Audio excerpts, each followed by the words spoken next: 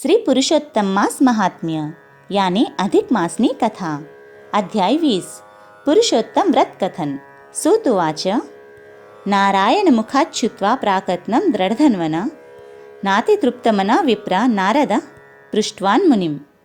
सूते કહ્યું, હે વિપ્રો, દ્રઢધન્વાનું પૂર્વ વૃત્તાંત નારાયણના મુખેથી સાંભળીને નારદજીનું મન તૃપ્ત થયું ન હતું.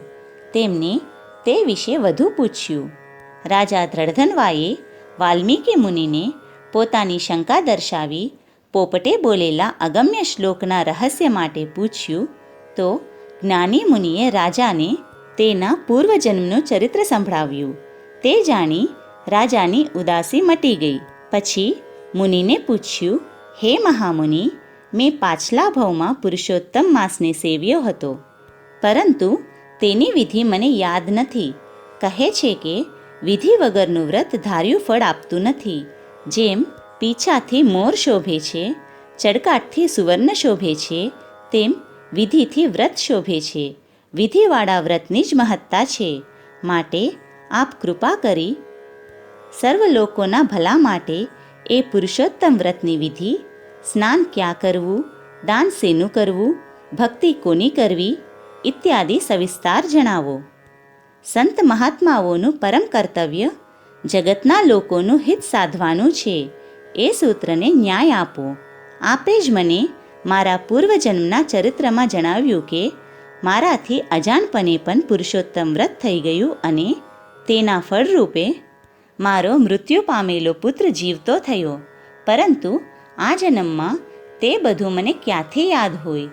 હું આશા રાખું છું કે આપ જગતના લોકોના કલ્યાણ અર્થે પુરુષોત્તમ વ્રતની વિધિ સંપૂર્ણપણે જણાવો.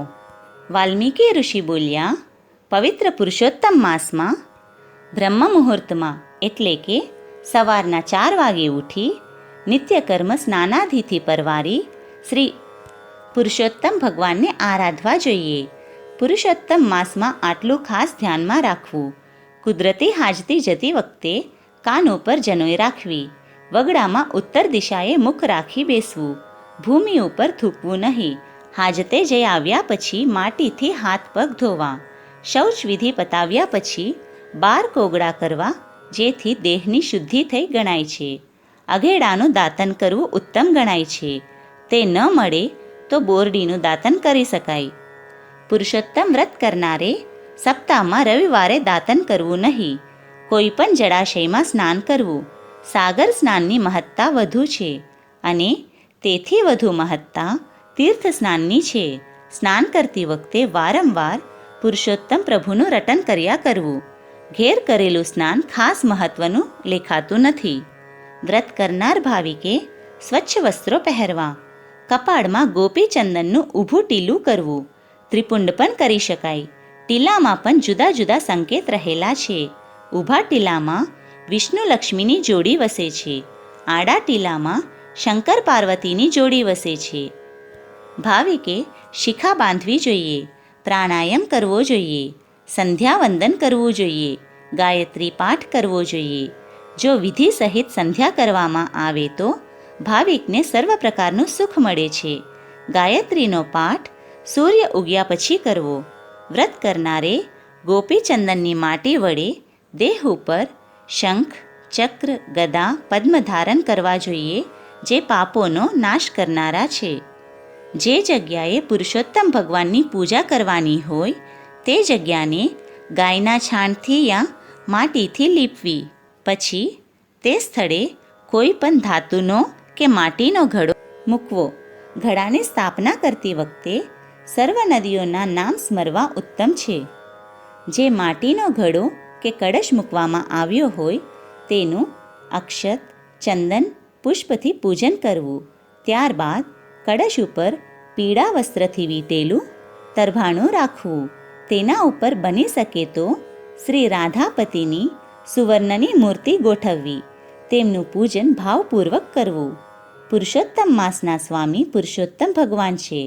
માટે અધિક માસ આવતા પુરુષોત્તમને સેવવા.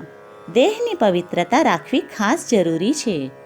દેહ શુદ્ધ હોય તો શુદ્ધ જ્ઞાનની પ્રાપ્તિ થાય અને મોક્ષના માર્ગે લઈ જાય છે. માટે મનુષ્યે આત્માના કલ્યાણ અર્થે દેહને શુદ્ધ રાખી પુરુષોત્તમને આરાધવા.